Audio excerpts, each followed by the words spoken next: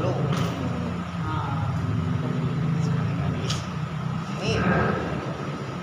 Nih.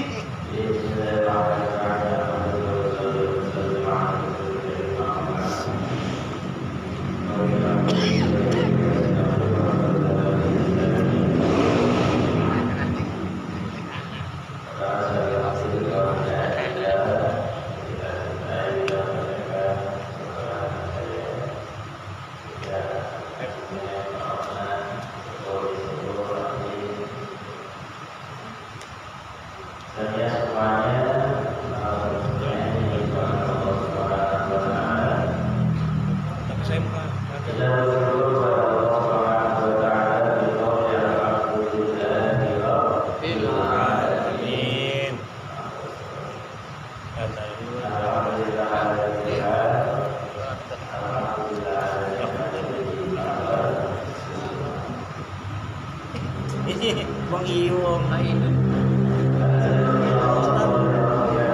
Ustaz Iwong. Insyaallah Ustaz.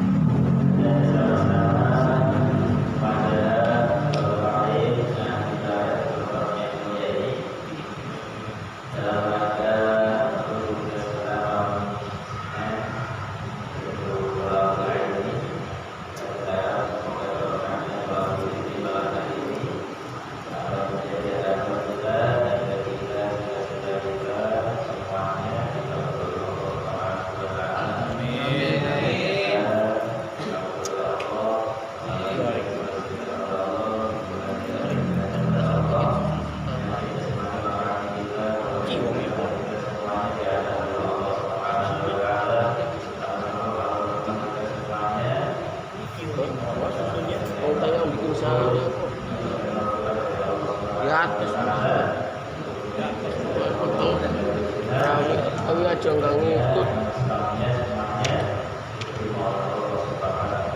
Wa ta'ala.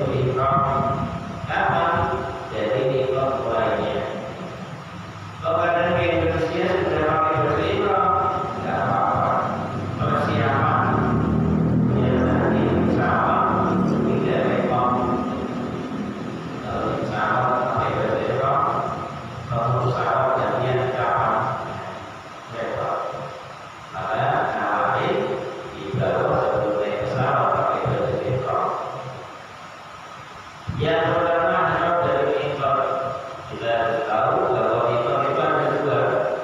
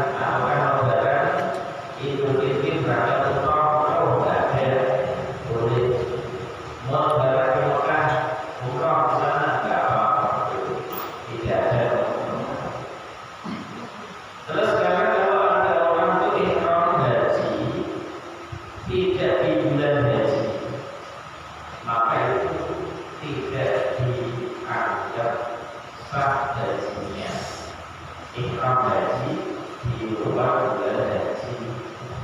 Umpama Ramadan malam terakhir ngambil mikot, niatnya berangkat haji. Ini nggak bisa. Jadi komikot pakai baju ihram diniati untuk haji. Jadi nggak bisa karena belum masuk Syawal. Kalau sudah masuk Syawal atau kan di bulan Qa'dah itu boleh pakai ihram dari mikot diniati untuk haji. Wajib atau walaupun sebetulnya umpama diniati haji itu nggak sah niatnya, tapi jadinya adalah umroh, ya. Begitu itu belum masuk bulan haji, ya. Pakai baju ihram niati haji, itu nggak sah. Sah tapi umroh namanya, bukan haji.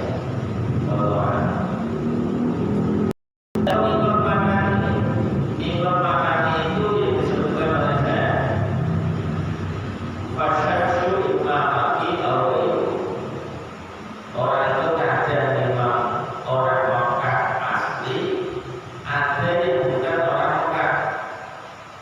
Maka orang Makki namanya orang Mekah, karena juga mungkin di Mekah bukan orang penduduk asli. Penduduk asli ya, atau bukan penduduk asli, mungkin di Mekah juga banyak. Maka mikotnya dia itu adalah yang memang Mekah. Ini kalau yang rojih. Ada yang mengatakan Mekah juga seluruh tanah Arab, tidak harus ke Dzulhulaifah ataukah ke Juhfa, itu tidak harus, tapi seluruh tanah Arab itu bisa menjadi mikot dia. Kalau kita kan ditentukan Masjid Aisyah itu tempat mikotnya, atau Baitul Iqin itu tempat mikotnya. Tapi kalau penduduk Mekah asli atau yang bukan asli tapi mungkin di sana dimanapun bisa menjadi mikot dia. Ini pendapat yang rojih. Kalau pendapatnya rojih. Tapi yang masyhur, lalu orang itu ihram dari luar Mekah, walaupun dia ada di tanah Arab, tapi ihramnya luar Mekah malahan, sekalian jalan-jalan apa. Maka ini perbuatan dia adalah perbuatan yang buruk, bukan satu kebaikan. Malah wajib dia berjalan. Orang penduduk asli atau orang yang mungkin di Mekah harusnya ihram dari Mekah itu sendiri, kok malah dia keluar dari kota Mekah, ya. Maka ambil ihram sana, bukan di dalam Mekah.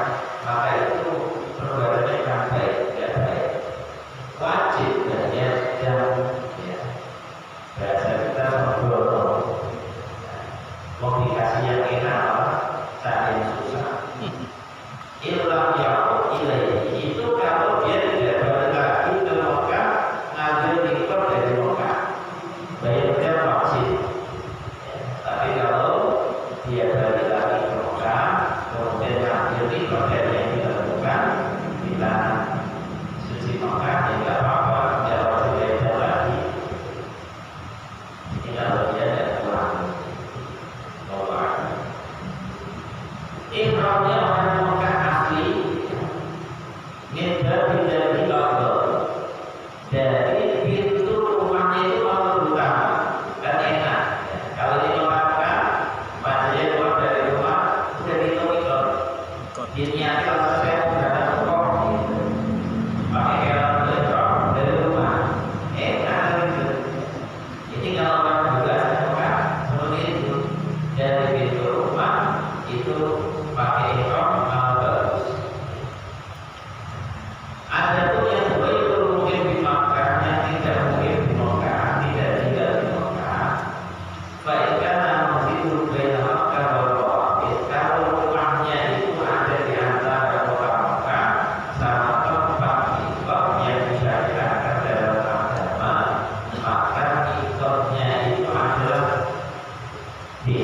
dia itu, yang dia tinggal di situ, atau kampung dia yang biasa dihuni orang Betawi, bisa jadi ya, dan tinggalnya di kota orang kan luas, mikrofnya orang di Jakarta, orang itu, di kota orang mikrofnya di Jakarta, tinggalnya di Kabupaten Bogor, makanya di sini rumah kabarnya.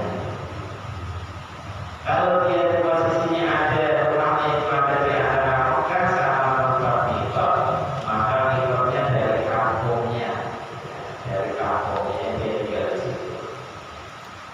Tapi kalau rumahnya itu di belakang mikot, ya kayak di UPC umpama. Ini tempat mikot, umpama Masjid Aisyah, tapi UPC itu rumah dia atau itu. Maka mikot dia adalah alladzi yamurru alaih. Mikotnya adalah yang dilewati dia. Pokoknya jalan menuju ke mikot sini, ya situ diniati ekor ya, untuk orang Mekah dari sini. Pokoknya dari orang Mekah itu enak. Mikot dari mana saja diperbolehkan, dari pintu rumah, dari kampungnya, yang penting di kota Mekah. Jangan malah di luar di kota Mekah nggak boleh, malah nanti jadi kewajiban bayar dan ulama itu nama kambing, dan itu nama kambing, hukumannya bedanya motong kambing, itu namanya. Kemudian mawaqif khamsah. Tempat mikot itu ada 5. Ada istilahnya Dzul Huwaifah. Istilahnya Dzul Huwaifah. Ini mikotnya orang yang akan dari Madinah Asy-Syarifah. Ini jaraknya ada 10 marhalah. 1 marhalah 80 kilo kali 10. Itu dari Mekah jaraknya pokoknya 10 marhalah. Kalau ada tempatnya berapa kilometer, itu Huwaifah. Yang kedua ada namanya Juhfah. Juhfah itu mikotnya orang yang akan dari Syam, termasuk orang Mesir, orang Maroko, itu mikotnya di Juhfah namanya. Syam itu mana? Syam itu meliputi Syria, Urdun, Libanon, Palestina, termasuk Israel. Itu maksudnya orang Syam. Istilahnya orang Syam itu mencakup berapa daerah itu? Syria, Urdun, Libanon, Palestina, Israel, itu mana? Itu istilahnya orang Syam. Itu ambilnya dari Jufah mikotnya. Yang ketiga adalah Yalamlam. Yalamlam itu mikotnya orang Yaman. Termasuk kita orang Indonesia itu juga mikotnya juga jadi Yalamlam itu.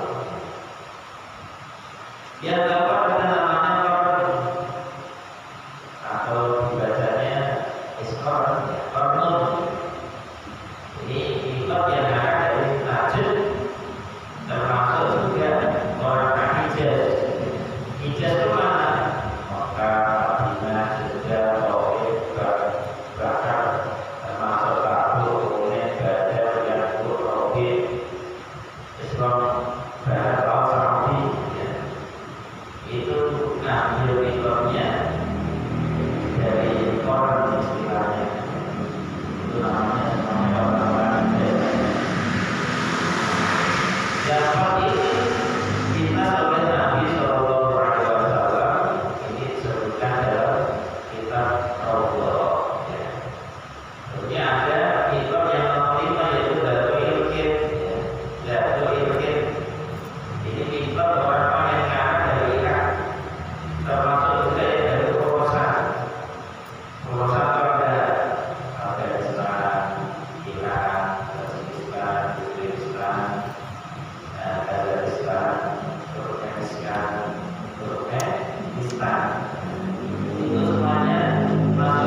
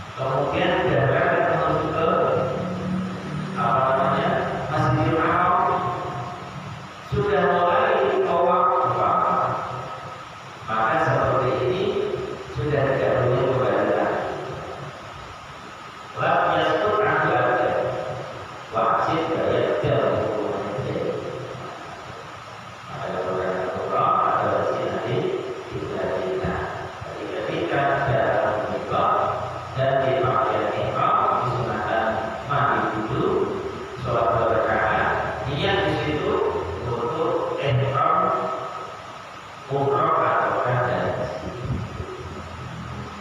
Walau kalau tidak masuk benar kali kalau hukum benar sunnah kalau dulu nggak ada bedanya antara nusuk itu yang fardu atau yang sunnah. Seperti halnya hukum itu kan hukumnya rukun haji. Apakah yang sunnah seperti tawaf wudhu? Nggak ada. Nggak ada bedanya kalau yang sunnah wajib pokoknya kalau sudah pakai ihram itu harus niat ihram umroh, kemudian ikatnya harus pas, tidak boleh ikatnya orang dipakai. Dalam arti kalau kita Indonesia yang ikatnya yang lama, tidak boleh ambil dari pertemuan hasil atau apa, dan tidak mungkin juga karena kita sama yang dulu kan yang desi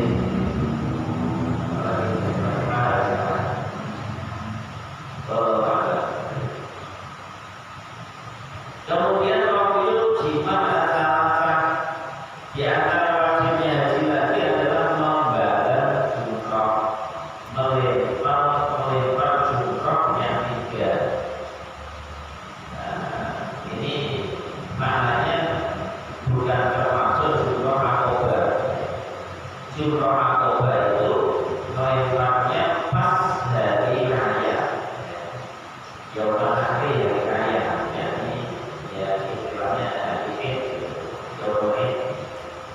Dan dilemparnya jumroh itu 3 batu, nggak boleh lebih, nggak boleh kurang, 7 batu. Kalau mau buru-buru, saya ambil yang biasa. Kalau kayak mau buru-buru, maka normal yang tadi boleh yaitu melempar biaya 3 dari hari Rasyid tanggal 11, 12, 13 dari tanggal 13. Banyak kota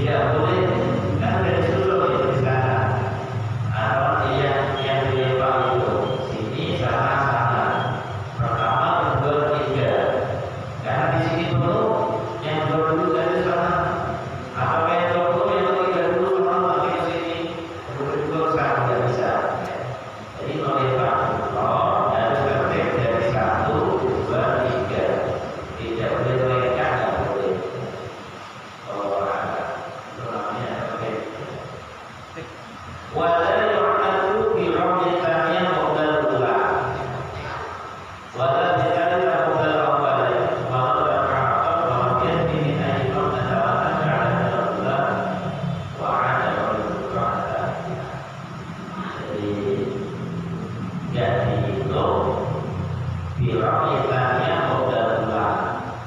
Jadi jumroh pula belum dilempar ke sebelumnya, mereka ke jumroh wusto tidak bisa.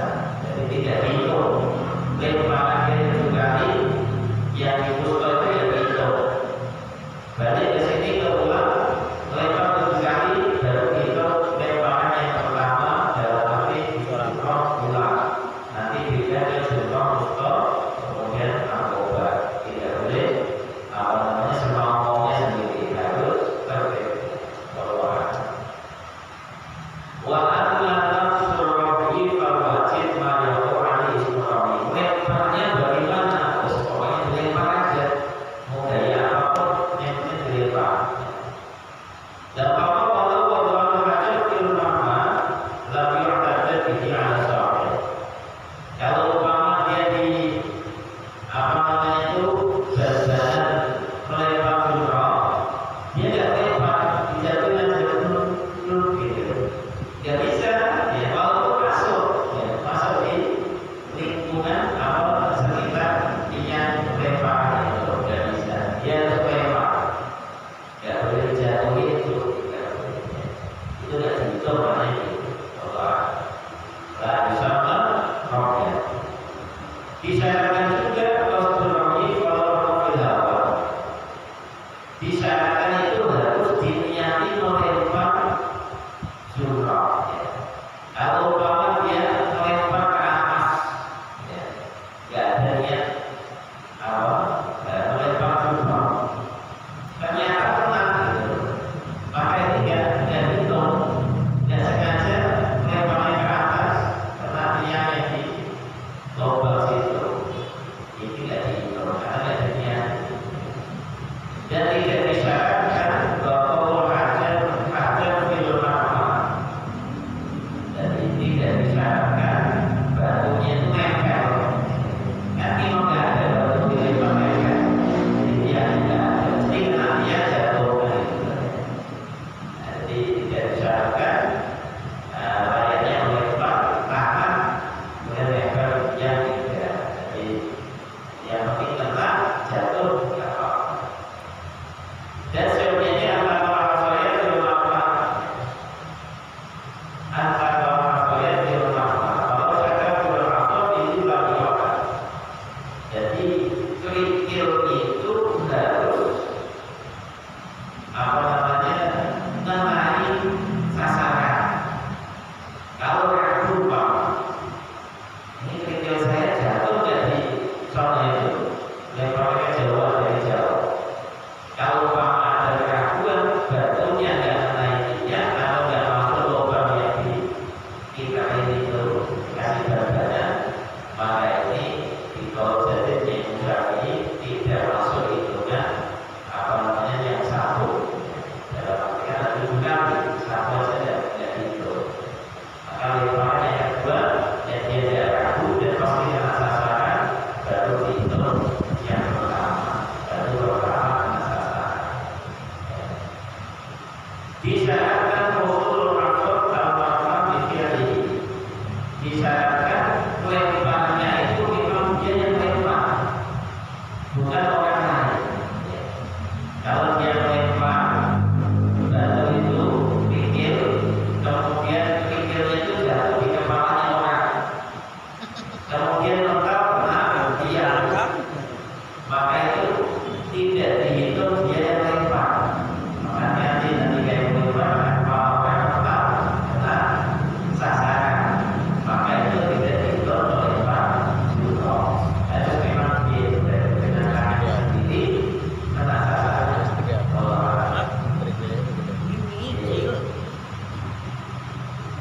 Walau kayak gini kalau banyak sakit. Kemudian orang yang lempar batu kerikil itu jatuh di badan.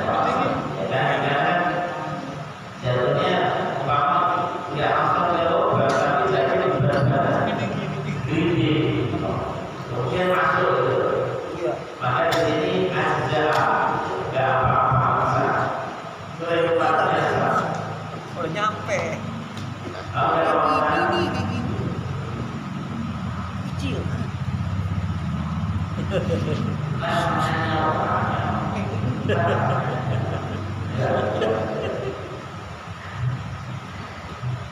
Berarti berapa jasa minum?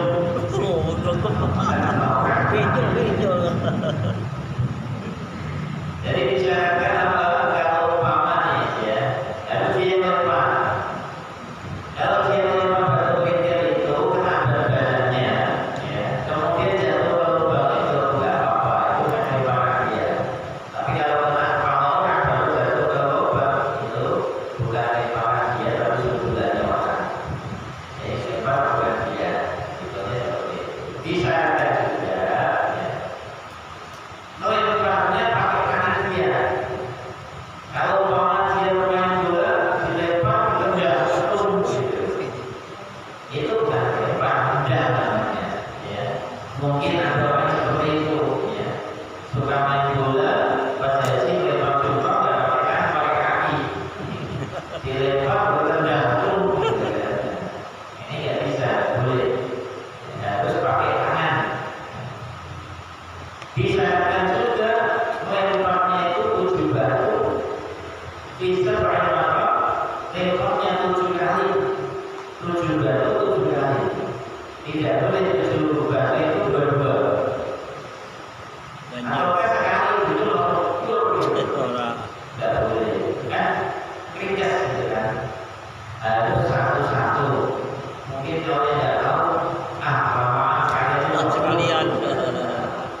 ya, masih masuk dengan Jepang posisi ya, nggak boleh harus satu itu juga Iya.